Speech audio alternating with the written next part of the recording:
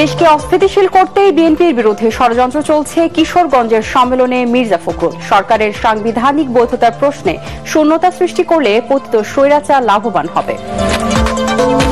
জুলাই সনদ বাস্তবায়নে গণভোট ছাড়া বিকল্প নেই মন্তব্য মাহমুদুর রহমান মান্নার। জাতীয় নির্বাচনে অপশাসনের পালাবদল নয়, গণতন্ত্রের নতুন সূচনায় সবার প্রত্যাশা। রাজধানী যাত্রাবাড়ীতে এসি বিস্ফোরণে 2 সন্তান সহ একই পরিবারের 4 জন দগ্ধ, আশঙ্কাজনক অবস্থায় বার্ন ইনস্টিটিউটে ভর্তি।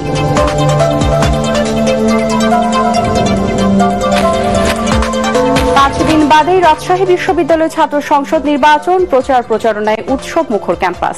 পোষ্য কোটা বাতিলের দাবিতে অনশন শিক্ষার্থীদের। এবং কাল মহালয়ার মধ্য দিয়ে শুরু হচ্ছে শারদীয় দুর্গোৎসব।